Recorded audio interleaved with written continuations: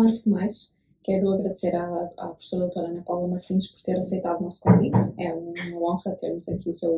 suas palavras e perspectivas no tópico que nos traz, que é, no fundo, os cuidados às pessoas com diabetes e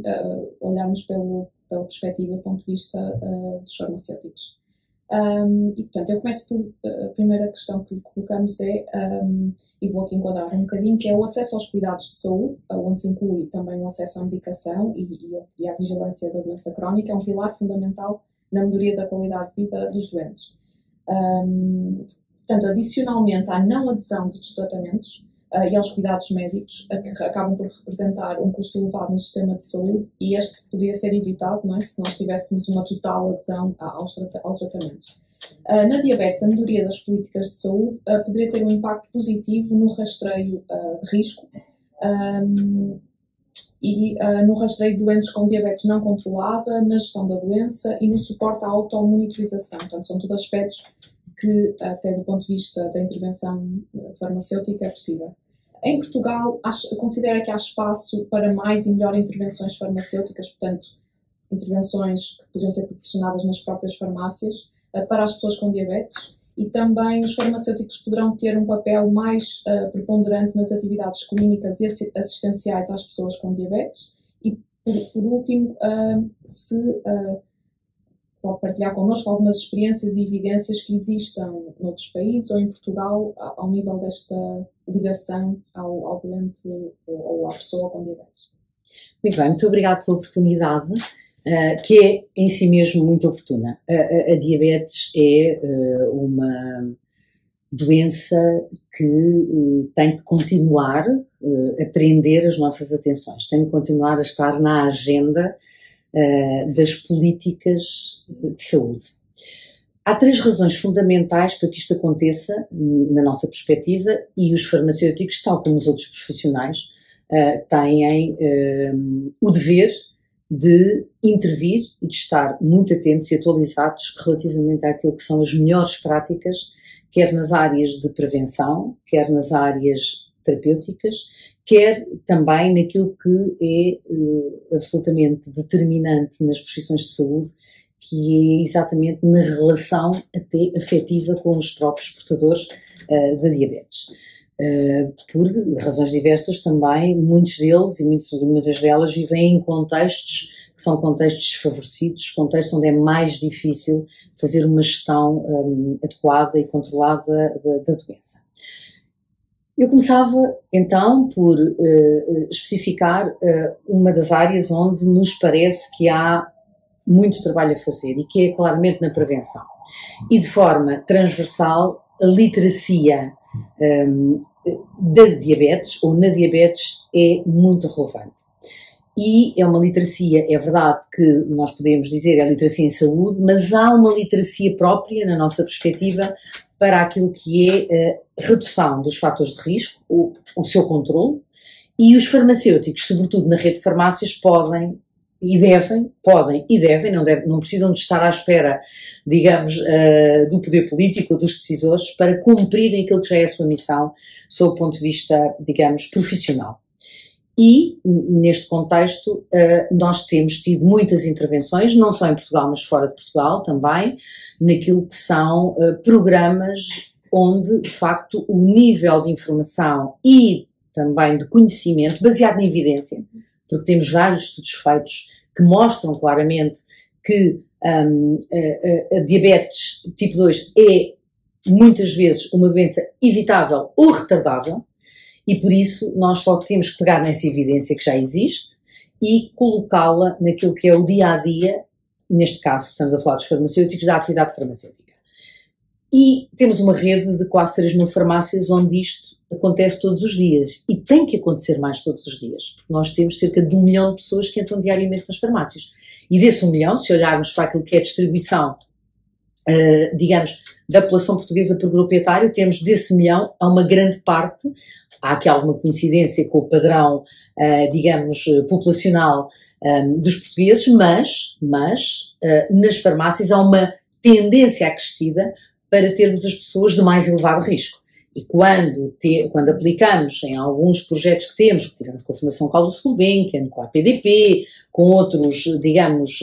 agentes na saúde, com as unidades locais de saúde, nós percebemos com as ARS, nós percebemos, através de metodologias como o Find Risk, que temos ali muitas pessoas cujo risco de diabetes e, portanto,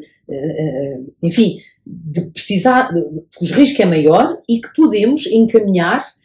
desde que trabalhemos na proximidade do Serviço Nacional de Saúde e do Sistema de Saúde, podemos encaminhar para um diagnóstico. Já de facto, respondendo à sua questão diretamente, há, de facto, projetos onde já interviemos e, concretamente, no centro do país, que fizemos com a ARS, com o Centro Hospitalar Universitário de Coimbra, e no âmbito do projeto exatamente da Fundação Carlos Gulbenkian, que foi superiormente dirigido pelo Lord Nigel Crisp e também pelo professor João Lobo Antunes, nós tivemos nessa sequência, já depois com o professor Jorge Soares, tivemos um trabalho que foi feito entre o Serviço Nacional de Saúde e a Rede de Farmácias e que está publicado já pelo menos em póster e comunicação científica, penso que ainda não em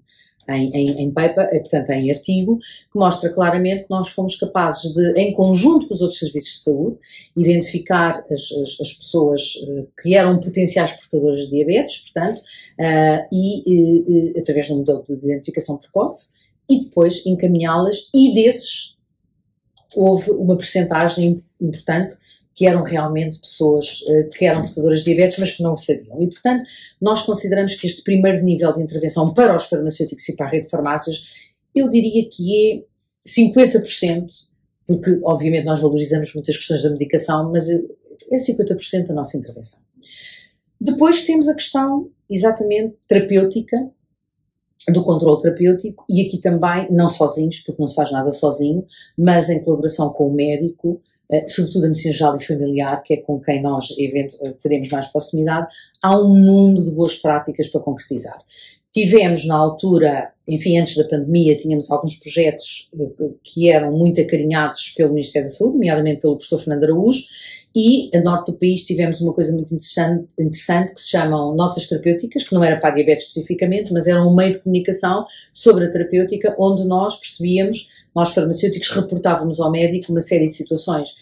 através de meios digitais, portanto esta transformação digital vai nos ajudar, e nós reportávamos de facto aquilo que eram situações ou de abandono terapêutico ou de efeitos adversos que nós pensávamos estarem associados à medicação,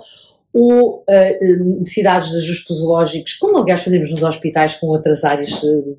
da doença, e que realmente foi muito interessante porque essa comunicação digital entre nós e o médico acabou por resultar, não se calhar tanto quanto gostaríamos, mas nós temos de começar, e quando se começa é sempre, enfim, é sempre o começo. Nós tivemos realmente muitas interações que resultaram naquilo que nos importa, que é em melhorias importantes no ajuste terapêutico do doente. O doente diabético é um doente por si complexo, porque geralmente não é só diabético, é diabético, tem uma série de outras comorbilidades, é polimedicado, há ali um quadro terapêutico complexo, e os problemas complexos têm que se tratar com inteligência, têm que se tratar com uma inteligência colaborativa, portanto não podemos tratá-los de uma forma simplista, não é? Não é ao balcão da farmácia que se trata um problema complexo na terapêutica da diabetes, também não será só no consultório do médico, também não é só com a intervenção do enfermeiro, e portanto se há uma área onde tudo se cruza e tudo desagua, no bom sentido do termo, onde esta inteligência colaborativa se pode construir e ser até um exemplo para as outras áreas da doença crónica, é de facto a diabetes. E portanto há aqui um caminho para fazer, exatamente também no controle terapêutico, não só na adesão, onde contamos muito como contamos em tudo, com a participação dos portadores de diabetes, porque é sobre eles que toda esta atividade e toda esta ação incide, mas também naquilo que é a utilização de dispositivos para controlo, para autovigilância. E aqui nós estamos a ter uma evolução extraordinariamente grande na área portanto, dos dispositivos para autovigilância. Há muitas coisas que aconteciam há 10 anos e que nos preocupavam, sobretudo nos portadores de diabetes com situações mais graves, já com retinopatia e que tinham muita dificuldade em utilizar os dispositivos. Também hoje sabemos que A autovigilância também, se calhar, não tem que ter exatamente o mesmo processo tão intenso e tão frequente e tão diário como tinha. Portanto, há aqui um paradigma que se está a mudar, porque nós vamos tendo mais evidência e vamos conhecendo melhor a gestão da doença e como é que podemos transformar essa gestão em melhores resultados em saúde, e por isso nós, na farmácia, todos os dias,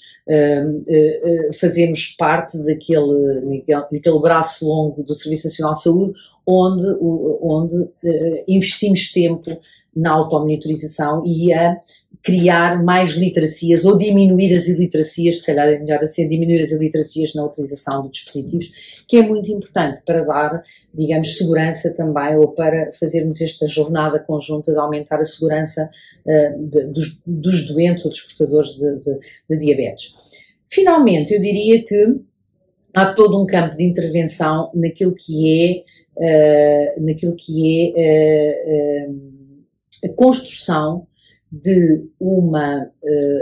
longevidade na diabetes com qualidade. E aqui eu diria que os farmacêuticos, os médicos, os enfermeiros e depois outras profissões que estão no ecossistema da saúde e que neste perímetro trabalham, os psicólogos, os fisioterapeutas, porque aqui já estamos a falar da longevidade, estamos a falar de sobreviver com a diabetes e atingir esperanças médias de vida na diabetes como atingimos nas outras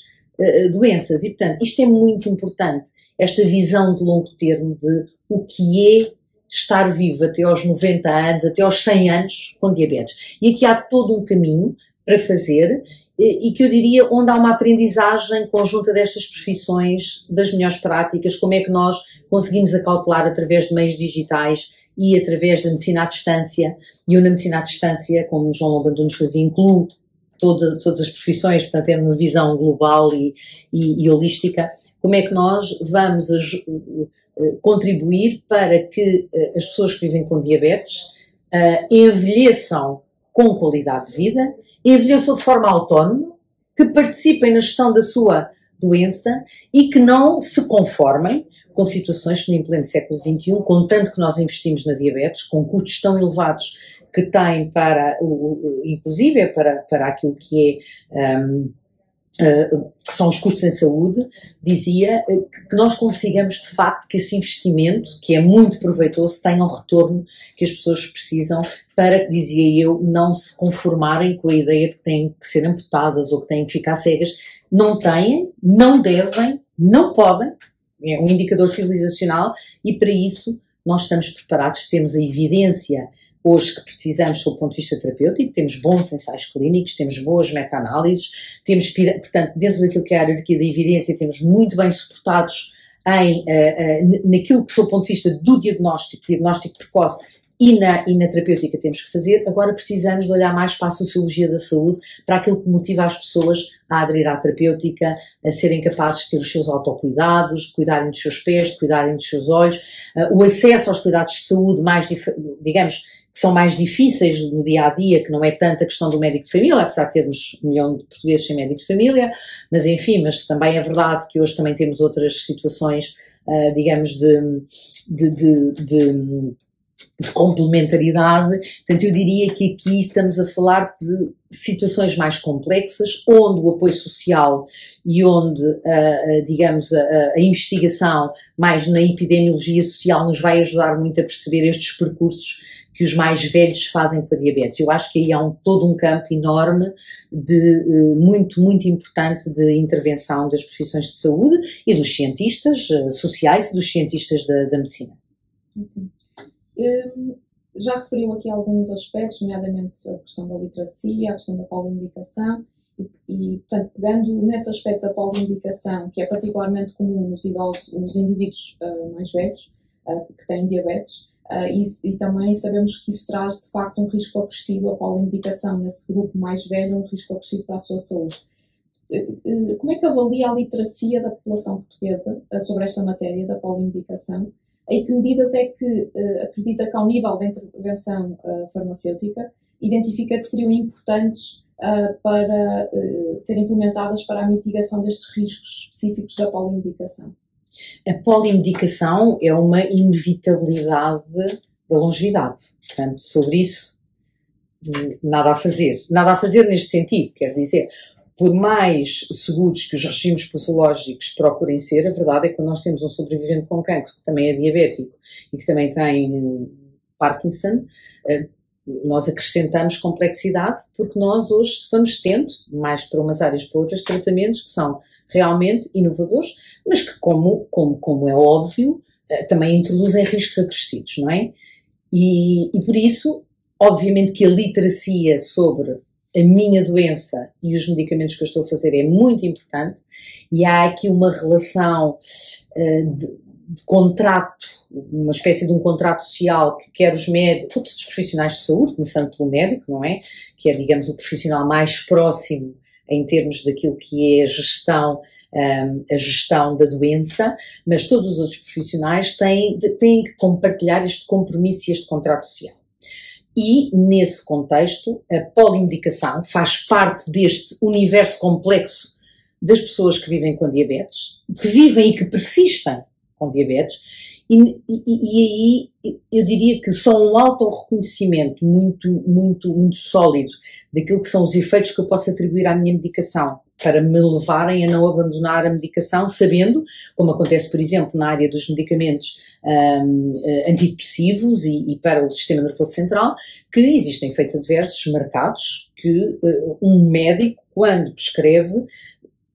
informa de forma clara, e depois os farmacêuticos fazem-no também quando dispensam o medicamento, e por aí adiante, não é? Há uma cascata de informação, de reforço à prevenção do abandono da terapêutica muito importante. E eu aí, na questão da polimedicação, acho que é onde realmente nós temos que mais investir num aumento, mais do que da literacia da informação, daquilo que são o benefício e o risco do medicamento, para que, como noutras áreas da nossa vida, eu saiba que vou correr alguns riscos e consiga viver com esses riscos para o benefício que for ter. Se eu não tiver essa capacidade de partilhar como farmacêutico, e isto começa no consultório do médico, não começa dentro da farmácia, começa no consultório do médico. Se eu não tiver esta intervenção conjunta, uma intervenção conjunta transdisciplinar, eu diria que vai ser muito difícil evitar aquilo que são os efeitos minimizáveis e que são responsáveis por morbimortalidade acentuada que vem da polimedicação. Ou seja, em resumo, não vamos conseguir acabar com a polimedicação. Conseguiremos reduzir aquilo que são os riscos evitáveis associados a uma polimedicação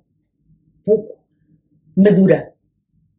E aqui na maturidade está o autoconhecimento por parte do doente, que sabe que se tem que fazer um antidepressivo porque está numa situação transitória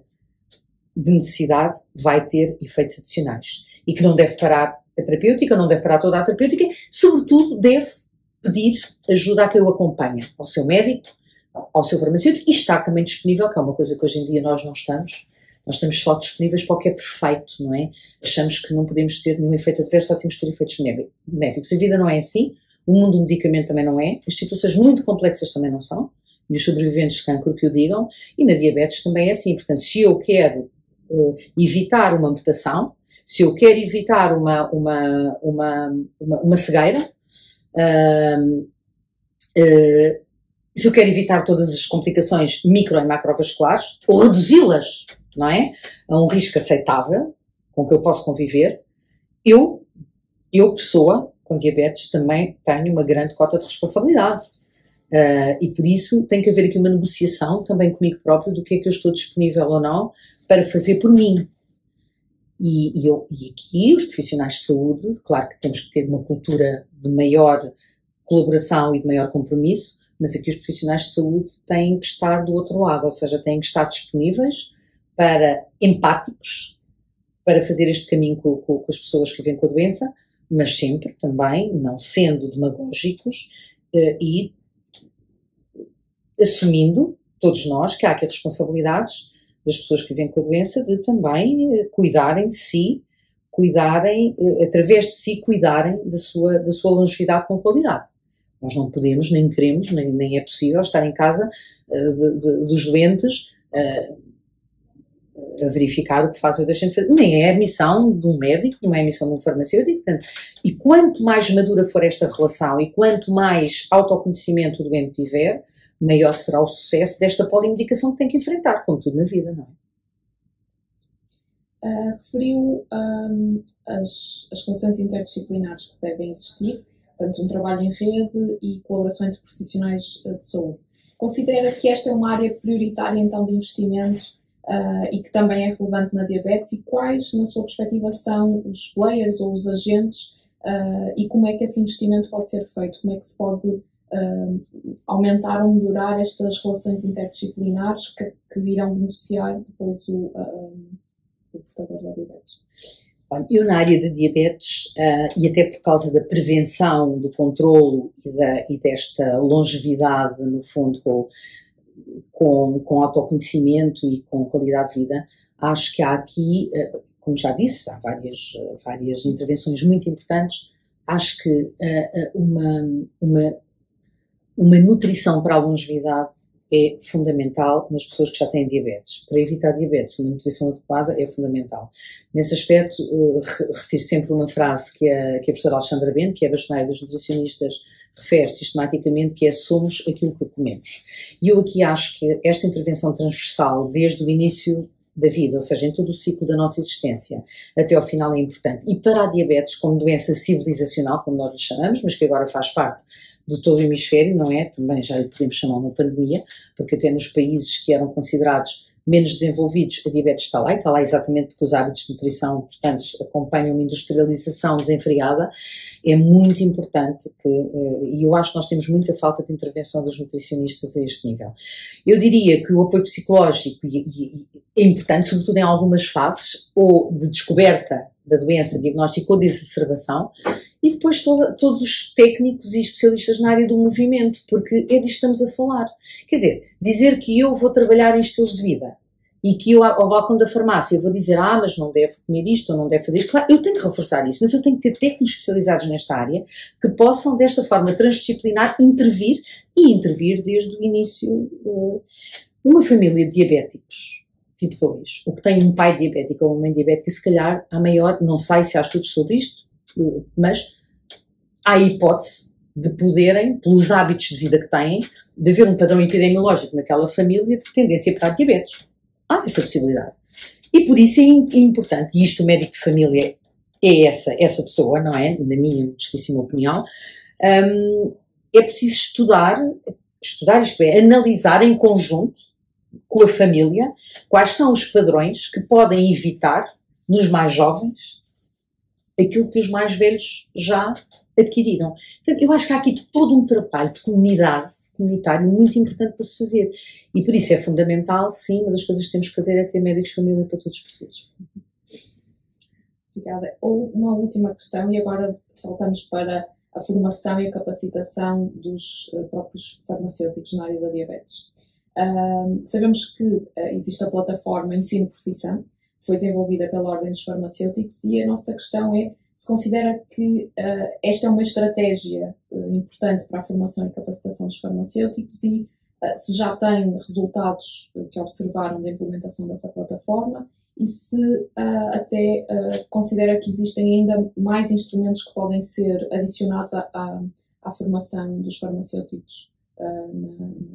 nesta área dos cuidados da doença crónica no geral e da diabetes em particular. Deixe-me dizer-lhe que a coisa que mais me preocupa na intervenção intervenção potencial dos farmacêuticos não é propriamente a sua capacitação técnico-científica. A esse nível, nós, até por obrigação da requalificação da carteira profissional, de 5 em 5 anos, temos ciclos de formação que são avaliados pela Ordem, e quem não os cumpre, digamos, tem uma presença assídua no Conselho Jurisdicional, e a diabetes ocupa uma grande parte, a diabetes do seu conjunto ocupa uma grande parte das formações que os farmacêuticos fazem no âmbito do ato farmacêutico. O nosso regulamento valoriza com ECTS quantitativamente mais atraentes tudo o que tem a ver com as farmacoterapias e o ato farmacêutico. E, portanto, eu diria que não, o que falta aos farmacêuticos no caminho que há para fazer não é tanto o conhecimento nem da doença nem da terapêutica, é acima de tudo uma intervenção planeada e estrategicamente definida. Porque vivem, estamos a falar sobretudo da comunidade, e vivem relativamente longe do Serviço Nacional de Saúde, onde a maior parte, e do sistema de saúde, onde a maior parte destes, digamos, dos cidadãos, não é? São, a partir do momento em que eles são diagnosticados, não é? Eles acabam por voltar à farmácia com a receita na mão. E, portanto, eu diria que há aqui o caminho da identificação, referenciação e depois acolhimento para uma vida conjunta, onde se adiciona mais um profissional que é o farmacêutico e outros que, enfim, que depois em cada momento vão ser importantes. Eu diria que é mais nesta intervenção estruturada que nos falta fazer o trabalho. E aqui eu acho que é uma capacitação a ser feita e desde logo temos de começar, acho que a plataforma Ensino de Profissão aí tem dado alguns passos interessantes, porque os jovens também estão presentes nesta plataforma, os jovens farmacêuticos e os jovens estudantes de farmácia, que nos têm dito a toda a hora que nós no ensino, muitas vezes, e claro, se nós estamos a ensinar farmacologia, temos que ensinar farmacologia e farmacoterapia, mas não podemos esquecer que se calhar para algumas dessas sessões, não é se calhar, é de certeza para algumas dessas sessões, era muito importante pedirmos às associações, quer de diabetes pediátrica, quer às associações de diabetes nos adultos, não é? Pediátrica nos adolescentes e nos adultos, que se juntem a nós para, com os estudantes, fazermos algum trabalho de capacitação para a sensibilidade específica e cirúrgica ou a empatia que precisamos ter para com estas pessoas. Porque, na verdade, hoje a diabetes, apesar de tudo, já tem, digamos, um fogo diferente, não tem a discriminação que tinha há 3 décadas atrás, mas eu ainda tive filhos na escola que quando aparecia uma criança diabética era um grande problema, até porque eram insulinodependentes, não é? Ou dependiam da injeção de insulina, os dispositivos não eram muito favoráveis, as crianças sentiam-se muito discriminadas, a verdade é esta, uma altura que é determinante das suas vidas, havia muita, digamos, a orientação de não praticarem desporto, não, quer dizer, e tudo isto fazia com que estes jovens fossem adultos cheios de dificuldades, porque o meio envolvente também não era nada favorável. E, portanto, nas escolas é muito importante, e nós temos uma associação que trabalha só com a área da diabetes na criança e que teve até vários prémios internacionais já, e fazem muito trabalho com os professores, com os pais, porque nós precisamos de perceber que somos uma coorte humana, que temos características diferentes, que em cada momento muitos de nós adquirem, pelas características que têm, determinado tipo de situações que são mais disfuncionais e que no caminho que vamos fazer, cada um com as suas, digamos, alterações, é muito importante que esta coorte humana conviva com esta diferença. E conviva porque a medicina convive com ela e encontra soluções para ela. Ora, nós não podemos continuar a avançar como avançamos na medicina, na terapêutica, e depois, sob o ponto de vista social, ficarmos no mesmo sítio, como se estivéssemos há 2 séculos atrás. Isto não é possível. E, portanto, eu acho que há um trabalho muito grande a fazer na área social. Vou voltar a referir à área social porque acho que é mesmo importante. E depois, mais uma vez, quando a questão das desigualdades em saúde, que não é igual descobrir que se tem diabetes numa família de classe média, seja criança, adolescente ou adulto ou mais velho, não é? É muito diferente a doença apanhar-nos numa situação económica estável ou numa situação desfavorecida economicamente. E não é por acaso, já sabemos isso, que as desigualdades são um dos fatores mais importantes dos maus resultados em saúde e vice-versa. E, portanto, é muito mais difícil sair de um ciclo, ter uma alimentação adequada quando se é pobre,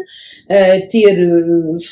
uma vida saudável sob o ponto de vista do sono e do exercício quando se é pobre. Quer dizer, e nós, quando melhorarmos também as desigualdades em saúde, eu sei que isso não depende especificamente daquilo que aqui estamos a falar, não depende das políticas públicas na área da saúde, mas depende das políticas públicas transversais à saúde. Quanto mais por isso é que nós, profissionais, temos que olhar prioritariamente, ou aplicar prioritariamente, é uma questão ética, este tipo de intervenções estruturadas naqueles que têm mais impactos, exatamente por via das desigualdades. A agenda da saúde e dos profissionais também tem que ser essa. Não é que eu, se for portadora de diabetes, não preciso, como precisa outra pessoa do mesmo grupo etário que eu. Mas se eu tiver uma vida, digamos, com mais qualidade, com menos desigualdades, menos iliteracias, e se eu tiver que privilegiar os meus recursos, porque não chega para tudo, eu devo privilegiar os recursos na pessoa que realmente, ocupando o mesmo extrato geracional, não ocupa o mesmo extrato social sob o ponto de vista económico. E, portanto, eu aqui sou muito objetiva e pragmática. As políticas públicas na área da diabetes devem ter uma preocupação adicional em termos de intervenção estruturada, como fizemos para o VIH. Nós não fizemos quando, nos anos 80, 90, quando começámos, através da Comissão Nacional de Luta contra a SIDA, tivemos projetos transversais. O projeto de troca de seringas é transversal. Mas depois tivemos projetos muito dirigidos para a melhoria das condições de vida muito desfavorecidas, uma situação ainda mais complexa, não é, que era a da toxicodependência, para podermos intervir depois na diminuição da transmissão. E no tratamento. Nós dizíamos quando foi a situação da hepatite C, isto vai dar tudo ao mesmo. Nós vamos pagar muitos milhares de euros por um tratamento, uma parte importante destas pessoas levam um tratamento de 4 mil, 5 mil, 8 mil euros para uma barraca onde vivem. Temos de pensar nisto. É assim, não vamos acabar com a barraca de um dia para o outro, vamos ser pragmáticos, mas temos que perceber que, e os profissionais têm consciência disto. Eu estou a dizer isto porque durante 6 anos falei com muitos farmacêuticos, muitos médicos, muitos enfermeiros que tratam este tipo de patologias e que obviamente têm toda a empatia de perceber que aquela pessoa não pode levar, por exemplo, medicação para 3 meses, porque aquilo, independentemente das regras administrativas, porque aquela medicação não vai sobreviver. Então, se calhar tem que ser semanal e eu tenho que arranjar uma forma da pessoa poder vir ao hospital. E tenho que arranjar uma forma da pessoa não estar muito tempo à espera, porque senão perde o trabalho. Coisa que eu, se tiver que estar um dia à espera, espero que não, mas ninguém me despede. Quer dizer, há aqui uma empatia social que é fundamental num país com as desigualdades que nós temos, queremos melhorar alguns resultados em saúde. Porque estes são os doentes que é mais difícil conseguir melhores resultados. Ótimo. Terminamos. Obrigada. Muito obrigada eu pela oportunidade.